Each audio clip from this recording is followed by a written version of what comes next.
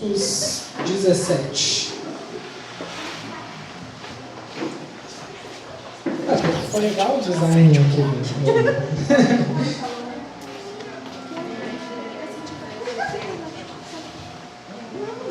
Só tá meio rústico um pouquinho essa coisa, mas ela vai melhorar. Tá, Atos 17, versículo 16. É isso aí, fala a Deus. Atos 17, versículo 16. Atos 17, versículo 16. Até o 34. Atos 17, versículo 16. Vamos lá que o texto é grande. Todos acharam? Amém? Amém. Tá. Quem não achou, aqui na nosso projetor.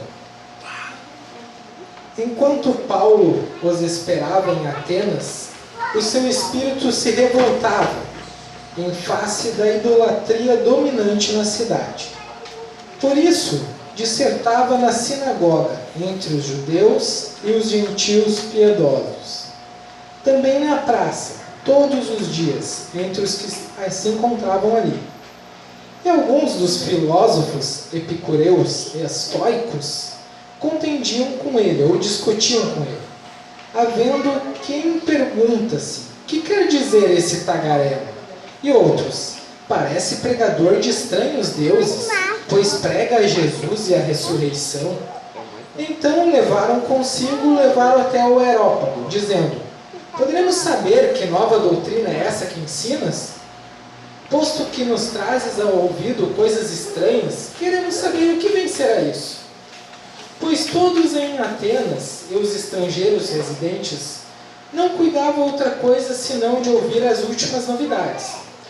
Então Paulo, levantando-se no meio da Europa, disse: senhores atenienses, em tudo vos vejo que são religiosos, porque passando e observando os objetos de vosso culto, encontrei também um altar, no qual está inscrito: ao Deus desconhecido. Pois esse que adorais sem conhecer, é precisamente aquele que eu vos anuncio, o Deus que fez o mundo e tudo o que nele existe, sendo ele Senhor do céu e da terra. Não habita em santuários feitos por mãos humanas, nem é servido por mãos humanas como se de alguma coisa precisasse, pois ele mesmo é quem todos dá vida, respiração e tudo mais. De um só fez toda a raça humana, para habitar sobre toda a face da terra, havendo fixado os tempos previamente estabelecidos e os limites da sua habitação, para buscarem a Deus, se porventura tateando o pudessem achar, bem que não está longe de cada um de vocês, pois nele vivemos, nos movemos e existimos, como algum de vossos poetas tem dito, porque dele também somos geração. Sendo, pois, geração de Deus, não devemos pensar que a divindade é semelhante a ouro, a prata ou a pedra, trabalhados pela arte e imaginação do homem. Ora, não levou Deus em conta os tempos da ignorância. Agora, porém, notifica aos homens que todos, em toda parte, se arrependam, porque estabeleceu um dia que há de julgar o mundo com justiça, por meio de um varão que o destinou e acreditou diante de todos, ressuscitando dentre os mortos. Quando ouviram falar de ressurreição de mortos, uns escarneceram, outros disseram: a respeito disso te ouviremos noutra ocasião. A essa altura, Paulo se retirou no meio deles. Houve, porém, alguns homens que se agregaram e creram. Entre eles estava Dioniso, o Areopagita, e uma mulher chamada Damaris. E com eles, outros mais. Até aqui. Amém? Bom, a palavra é longa, mas esse pequeno discurso de Paulo, essa pequena situação de Paulo aqui, junto com os filósofos da época e os intelectuais da época, e talvez até alguns povos, algumas pessoas, trabalhadoras, enfim, um bando de gente que se reunia naquele Areópago. Areópago era como se fosse um teatro ao ar livre da época, onde se reunia ali os principais intelectuais, pessoas de todos os cantos da cidade para discutir ideia, para conversar, para saber das novidades que estavam acontecendo no mundo. E essa situação que aconteceu com Paulo, ela tem muito a ver com os tempos atuais.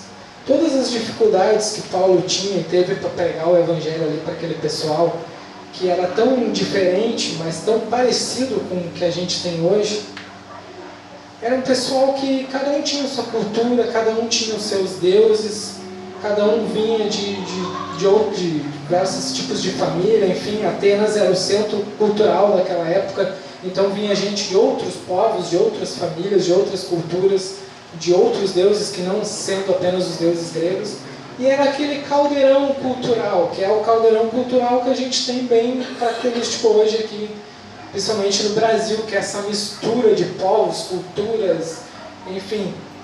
E Atenas era isso, era aquele caldeirão cultural, aquela mistura de vários tipos de pessoas, vários tipos de famílias e criações diferentes, gente com ideias diferentes, gente com crenças religiosas diferentes. E o primeiro versículo fala que quando Paulo estava em Atenas, ele olhou para tudo aquilo, toda aquela idolatria, todo aquele monte de pessoa que cada um cria alguma coisa, ninguém conhecia Deus. Ele se revoltou, o seu espírito se revoltou por aquela idolatria. Mas o interessante é que essa revolta pessoal de Paulo, ela não se manifestou no seu discurso quando ele foi falar com os atenienses. E aqui nós temos uma primeira e valiosa lição. Que hoje em dia é muito fácil a gente se revoltar contra as coisas, ir lá fazer um textão no Facebook, falar contra tudo e todos e ficar por isso mesmo, né? Mais difícil é tu ir lá e ir no centro do problema, ir lá discutir as ideias, ir até as pessoas e falar de Jesus de uma maneira compreensível, de uma maneira que elas possam entender. Paulo poderia ter chegado lá, aí seus idólatras, e chegar tacando-lhe, né, o sarrafo neles, mas ele chegou, inclusive até citou um dos próprios filósofos que eles conheciam e falou daquilo que o filósofo falava, mas botou num contexto em que Deus era o dono daquilo que o filósofo estava falando. Como ele fala aqui, sendo pois geração de Deus, pois nele vivemos e nos movemos e existimos, como algum de vossos poetas tem dito, porque dele também somos geração. Essa palavra aqui que Paulo diz, não está no Antigo Testamento, não está na cultura judaica, isso aqui foi os próprios filósofos gregos que falaram. Então, Paulo usa a própria cultura deles e fala, tem uma coisa interessante na cultura que vocês falam aí, que os filósofos falam, que é, pois nele vivemos, movemos e existimos. Sabe isso aí que os filósofos que vocês falam? É Deus, é através dele que nós nos movemos, nós existimos. Então é muito interessante isso. Paulo, ele mesmo ele se revoltando e vendo toda aquela situação daquela cidade, ele não deixou de se afetar por aquilo. Na hora em que ele foi lá e falou com as pessoas, na hora que ele teve que levar a sua mensagem, ele não trouxe a sua revolta pessoal para a sua mensagem. Eu acho que um erro muito comum de hoje em dia, a gente tem a nossa opinião, a gente tem os nossos ideais, a gente se revoltar contra os ideais do outro, e a gente usar daquela revolta e usar aquilo como arma. A revolta em si como arma para querer converter pessoas ou querer trazer pessoas para o nosso lado. Isso é um erro muito comum, mas é um erro.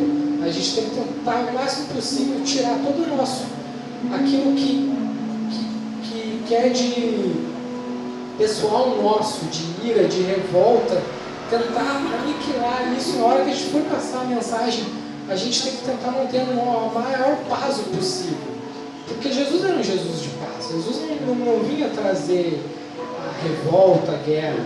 Tá certo que uma palavra ele fala, né, que a guerra, no caso, no sentido que ele fala, é no sentido espiritual. A guerra espiritual, sim, aí Jesus veio trazer a guerra espiritual, mas contra as pessoas, contra cada indivíduo em si, isso não. Aí a gente tem que trazer a nossa paz, a gente tem que trazer a nossa mensagem de reconciliação com Deus. E é disso que Paulo está fazendo aqui. E é interessante que nós vivemos numa sociedade em que cada um tem a sua verdade hoje em dia, em que tudo é relativo. Nós vivemos numa sociedade que é chamada de pós-modernidade. A modernidade acreditava que o progresso, a ciência, enfim, que a humanidade ia evoluir na ciência através do progresso, do enriquecimento, e ia chegar num estado de total paz e harmonia. Só que essa pregação da modernidade caiu por terra. Ninguém hoje em dia, se tu falar até com mais ateu, ele não vai acreditar. Ele pode até acreditar um pouco ali, mas ele, no fundo ele não vai acreditar nessa história. E é isso que a modernidade pregava. E esse ideal não foi alcançado. Nós vemos que a ciência está avançando, a pobreza continua existindo, nós vemos que o progresso, cada vez mais a gente está progredindo, a gente está fazendo coisas novas, mas igual os problemas do mundo não diminuem. Então nós temos uma época que é o pós-modernismo, onde não existe mais essa verdade dominante, em que tudo é relativo, cada um tem a sua verdade. Eu tenho uma verdade, fulano e ciclano tem outra verdade, cada um tem a sua verdade. Mas nós sabemos que isso também não está certo, porque existe a verdade absoluta. Jesus é a verdade, é o caminho, a verdade e a vida. Amém, então, aleluia. existe uma verdade absoluta.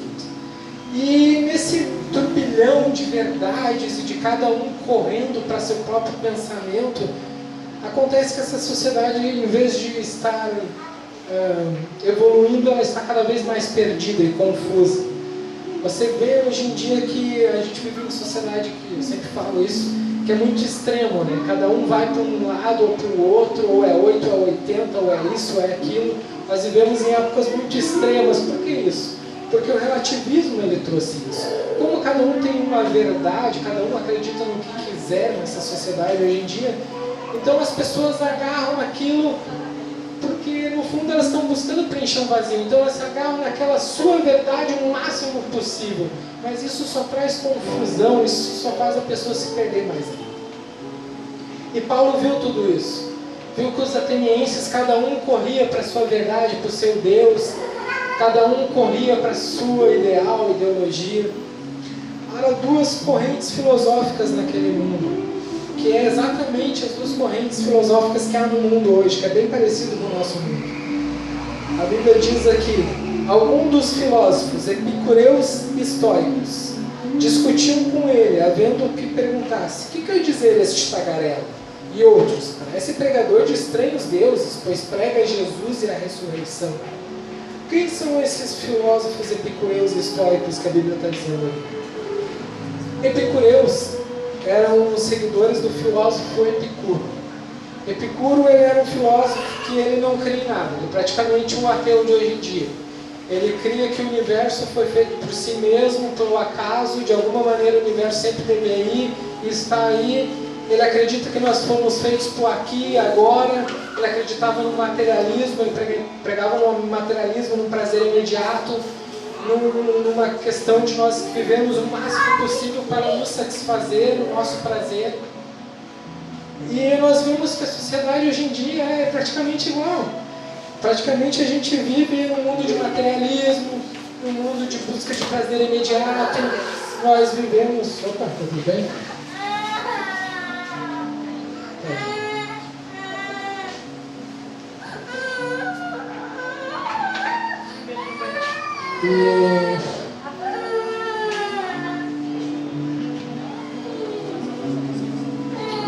Vai passar. Deus vai dar graça.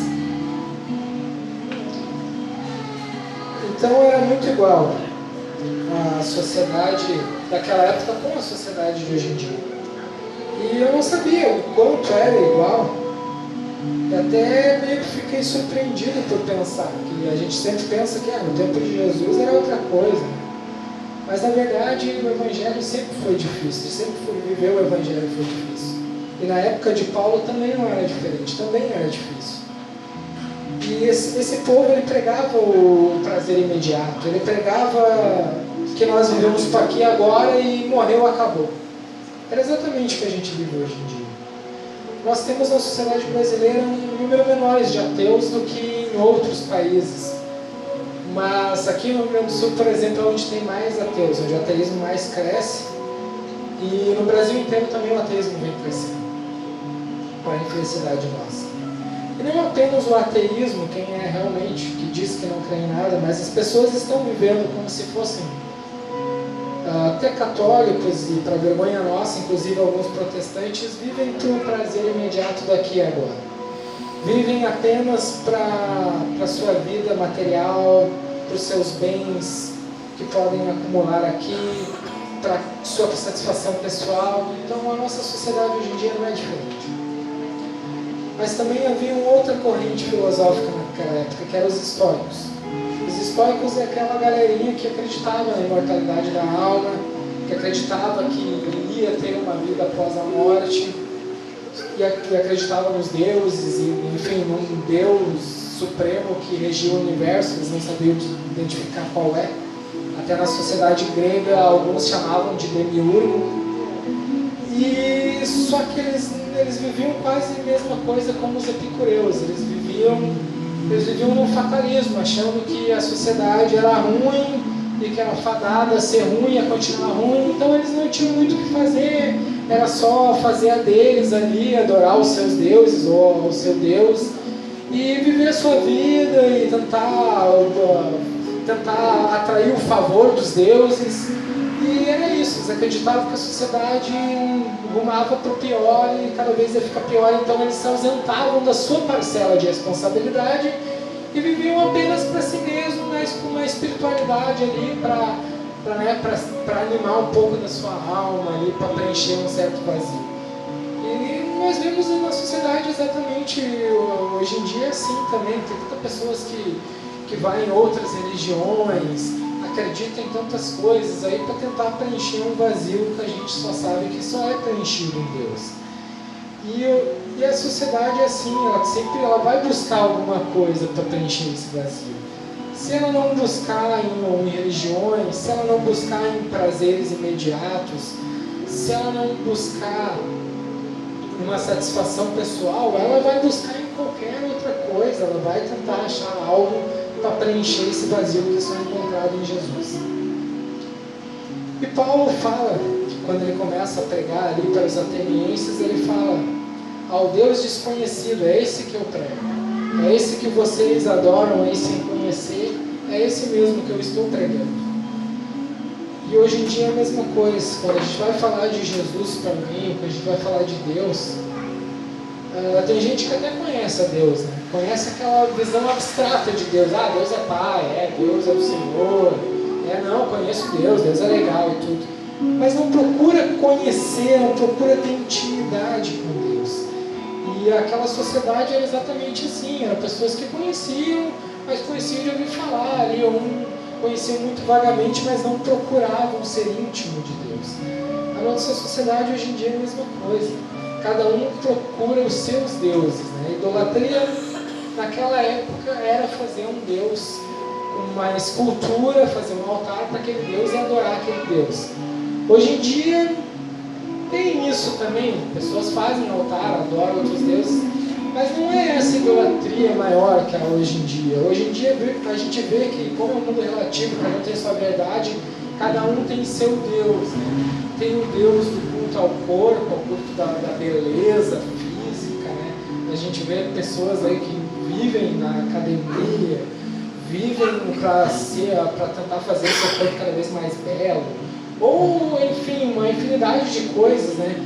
A pessoa monta um altar para aquilo. Tem pessoas que adoram, enfim, a diversão, festas, rave. Eu estava ouvindo um pastor falar que é interessante na sociedade hoje em dia que tem umas festas raves, que elas não oferecem uma festa, elas oferecem uma experiência.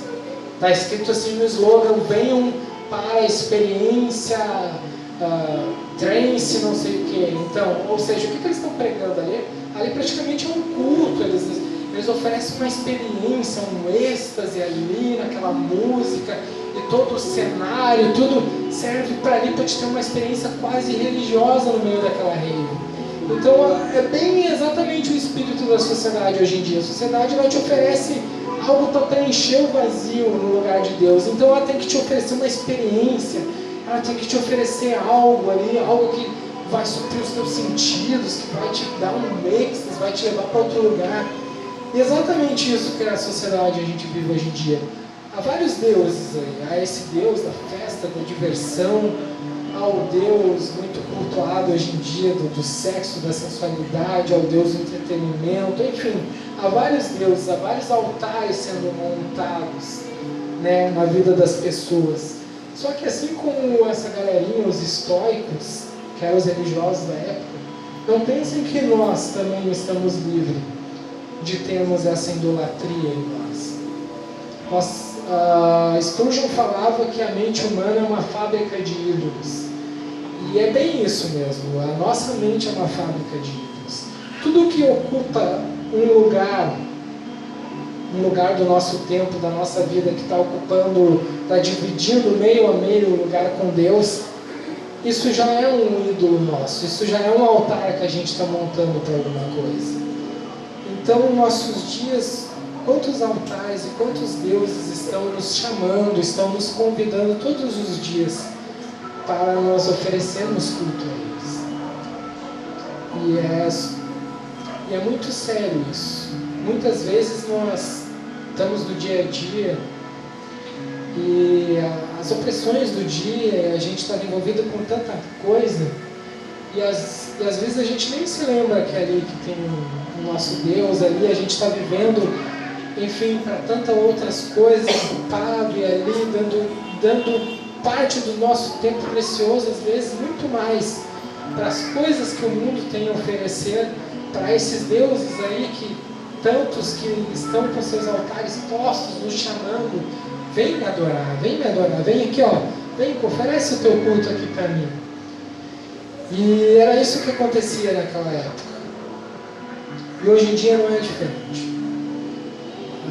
As coisas desta vida, a idolatria deste mundo, todo dia elas vêm nos seduzir, todo dia elas nos chamam e nos oferecem para a gente perder tempo, a gente consumir o nosso tempo.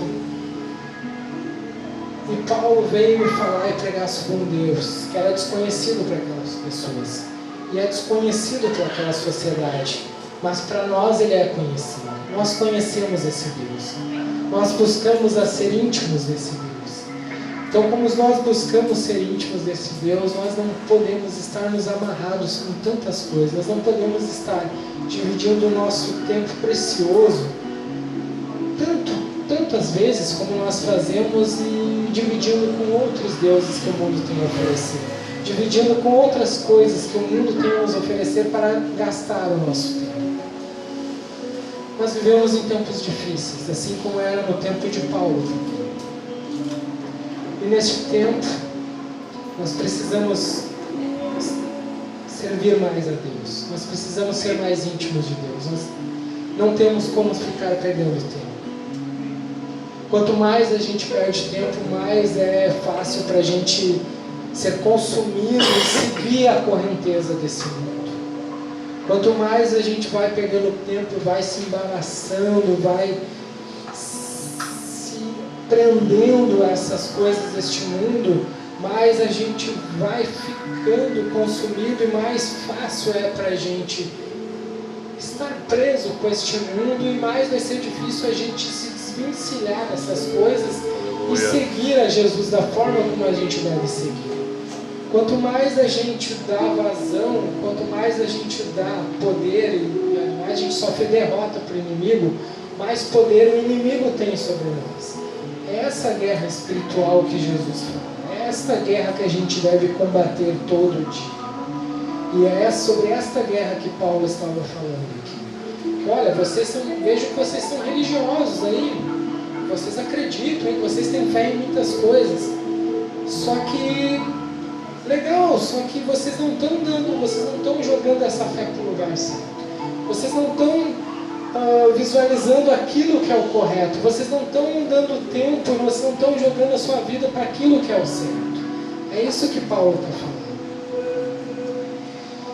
Também eu venho falar sobre o último ponto que Paulo fala, depois deles ter pregado sobre Jesus, a ressurreição dos mortos, não é? Que naquele último dia muitos vão ressuscitar, nós vamos ter o nosso corpo glorificado e vamos viver com Jesus para sempre. E falar de Deus nessa sociedade, alguns até vão ficar, tá legal, Deus, bacana. Mas quando você fala sobre Jesus, céu, quando você fala sobre o sobrenatural, quando você fala de salvação, aí já a galera já fica meio nervosa, já começa a se coçar. Porque falar de Deus até a gente pode falar, mas agora se a gente começa a falar de coisas mais profundas, aí a galera vai ficar meio, não, peraí, isso aí não. Isso aí é o que tu acha, a tua verdade, a minha verdade é outra. Porque daí se divide o ponto, né? Aí que se divide o mar. Entre aquele que crê e aquele que não crê. Crê em Deus, crê que Deus existe, que Ele é Senhor, isso muitos creem. Agora, crê que somente por Jesus, que é através do sangue de Jesus e através dele, que nós devemos nos arrepender dos nossos pecados e viver uma novidade de vida, e através dele, da crença nele, viver uma vida segundo a ele, que nós vamos conseguir a salvação e alcançar o céu. Aí a galerinha já fica meio assim, peraí, aí não, aí é o que tu acha, né? E é bem isso, é difícil. Só o Espírito Santo mesmo que convence o pecador de que só Jesus é a salvação. Só Jesus tem aquilo que nada que o mundo pode oferecer. Mas as pessoas preferem se encher e preferem gastar tempo com tantas outras coisas para preencher um vazio que só Jesus pode preencher. É só Jesus, não é outra coisa. Só que as pessoas preferem ficar nisso. Só que a preferência das pessoas não vai nos atrapalhar e não deve atrapalhar o nosso dever de anunciar o Evangelho, o nosso dever de fazer a nossa parte. Os estoicos, essa galerinha lá da Grécia, eles eram uma galera omissa, eles eram uma galera que não estava nem aí, eles tinham suas espiritualidades para si, mas eles não estavam nem aí com o seu próximo, não estavam nem aí com o seu semelhante. E infelizmente nós vivemos numa época em que até muitos cristãos estão vivendo uma fé assim, uma fé baseada apenas em si mesmo, apenas naquilo que Deus pode fazer para mim, apenas aquilo que Deus pode mudar em mim, apenas que Deus pode fazer para a minha família, para aqueles que estão à minha volta, e é isso aí, eu vou viver minha vida, eu vou prosperar aqui, eu vou ganhar o meu, eu vou fazer aqui a minha aqui, os outros aí Deus cuida deles e tal, né? Deus é soberano. Só que Paulo, ele fez a parte dele. Ele podia simplesmente ter lá escutado os caras e tá, valeu, fiquem aí vocês aí com a idolatria de vocês. Mas não, ele foi lá e pregou a palavra, ele foi lá e se dispôs de falar de Jesus, de gastar o seu tempo. Ele ia lá nas sinagogas e ia, discorria, debatia, olha, eu vim para aqui pregar Jesus. Ele se gastava pelo Evangelho, ele tirava partes da sua vida, no caso quase 99% da sua vida, ou 100% da sua vida, para falar de Jesus, para viver para Jesus.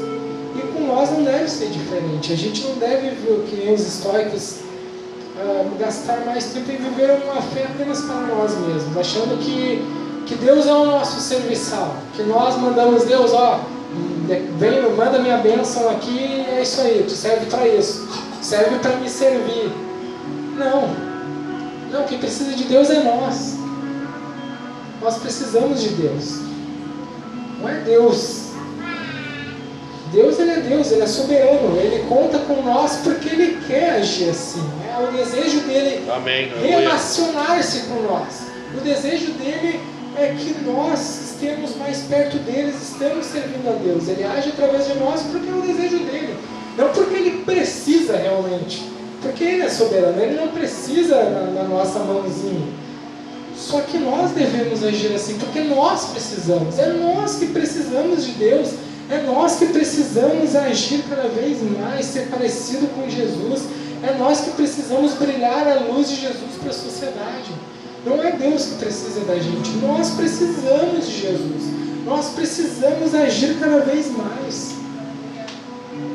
E essa palavra simples que eu tenho para deixar aqui essa noite, não vou falar muito, pode se colocar de pé. É para falar que, mesmo sendo difícil sempre vai ser. No mundo de Paulo, naquela época já era difícil pregar o Evangelho. Cada um tinha sua verdade, cada um cria naquilo que queria, e cada um vivia para si e vivia aquilo que queria. A sociedade da Grécia não era diferente. E a sociedade hoje em dia também não é diferente. Cada um vive para si, cada um faz o que quer, cada um tem a sua verdade. Só que isso não nos isenta de continuar vivendo a verdade absoluta. Isso não nos isenta de continuar vivendo o nosso caminho. E isso não nos isenta de lutar todo dia para cada vez mais viver essa verdade. Mesmo que poucos vão querer. Assim como foi no discurso de Paulo, apenas Dionísio e Damares, que foram citados, e alguns outros mais. Esses outros mais, eu imagino que não sejam muitos. A maioria zombou, a maioria disse, essas coisas aí, e esse Deus aí, o que quer? Ressurreição, céu, inferno, essas coisas não existem, rapaz. Isso aí é balelinha, historinha aí para enganar, para assustar. Vou viver minha aqui com os meus, com a minha família, que já era. Por mais que a sociedade seja assim, por mais que a coisa piore ainda mais nesse jeito, mas nós temos que continuar vivendo a verdade. Nós temos que continuar levando a verdade para frente. Nós temos que continuar seguindo a Jesus. E temos que tentar se desvencilhar desses deuses deste mundo, que todos os dias estão nos chamando. Meu Deus, é verdade. Todos os dias as vozes deles estão aqui. Olha, me cultue, eu estou aqui. Me cultue. Vem, perca o seu tempo. Fique comigo aqui, deixa esse Deus de lado. Vem, me segue. Todo dia essa voz está no teu ouvido. Mas siga aquela voz que diz que Ele é o caminho, a verdade e a vida. Ninguém vem ao Pai senão por Ele. Ele é Jesus. Ele está de braços abertos todo dia. Você quer conversar com Ele? Ele está ali. Ele está disposto. Ele está todo dia te ouvindo. Não há um dia, não existe essa que você vai orar, você vai falar com Ele. Mas hoje o teto está de bronze, eu acho que Deus não está me escutando. Ou, mas eu errei, eu pequei hoje, eu fiz algo meio grave, Deus não vai me escutar, hoje Deus não vai me ouvir, Deus não está comigo. Não. Deus está sempre disposto, está sempre com os braços abertos, para te dar aquele abraço e te dizer, filho, eu estou aqui, fala comigo, eu estou aqui. Eu não sei que dificuldade você está passando, eu não sei o que está te impedindo para se chegar mais a Jesus, para ter mais intimidade com Ele, mas hoje Jesus está falando, filho, eu estou aqui. Pare de ouvir esses deuses deste mundo, pare de ouvir essas vozes que te mandam a perder tempo com eles. Dê ouvido a Jesus. Dê ouvido a Jesus, não importa o que você fez, filho, você está arrependido. Você se arrepende. Você se arrepende, filho. Você se arrepende do que fez, então venha comigo. Venha comigo hoje. Hoje o perdão está disponível. É hoje, não é amanhã. É hoje, o perdão está disponível para ti, filho, vem. Aleluia! Filho, vem. Filho, vem, eu estou aqui. Fale comigo hoje. Qual é o seu problema? O que tem te impedido de chegar até mim? O que tem te embaraçado, te prendido? Filho, vem até mim. Eu estou aqui. Eu estou aqui, filho, vem até mim. Aleluia. Ele está te chamando hoje. Ele está te chamando hoje. Vamos orar. Senhor, meu Deus, aqui estamos.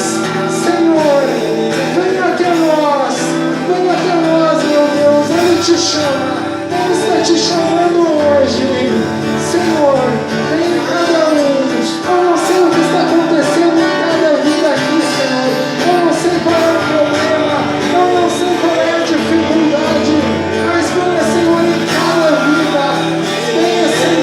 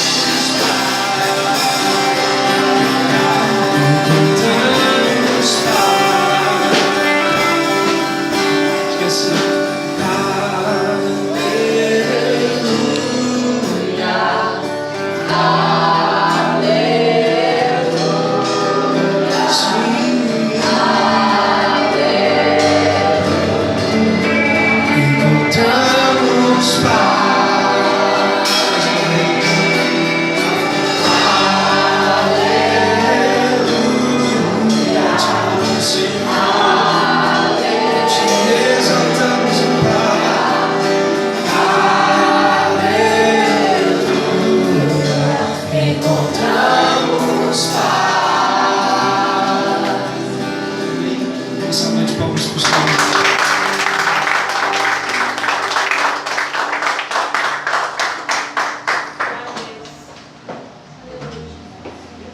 Amém, gente. Graças a Deus. É uma alegria mais uma vez a gente estar juntos semana final, né? Quase semana final de novembro. Hoje é 28, né? Estamos entrando no último mês do ano já. A gente está com internet na igreja, mas a gente tem que ver ali que não funcionou, parece, na área o modem, né? Então desde ontem a gente colocou a internet para poder fazer as nossas postagens, evangelizar, mandar mensagem daquele culto, ó, estamos aqui, vem para cá. Acho que é importante hoje, a gente consegue fazer muita coisa hoje com o smartphone. Eu acho que evangelizar é uma das principais. Bem, e essa semana, agora próxima semana que vem, já é a semana do nosso jantar de casais, né? Semana que vem, né? Domingo da semana que vem. Essa semana aí, domingo, sábado, né? O pessoal já se organiza para poder finalizar isso aí. O Fabinho, a Thierry, a gente vai perturbar eles, né? Fala, quer vir aqui, Fabinho, dar um anúncio aqui pro pessoal, falar alguma coisa? Sobre o nosso jantar de casais? Não precisa. Hã? Precisa. Não precisa, Adriano? Amém, gente? E o Fabinho já vai estar orando para encerrar também. A Priscila tem orem pela Priscila Luiza. A Luiza passou um pouquinho mal aqui na frente do carro. Elas estão ali na milha ali.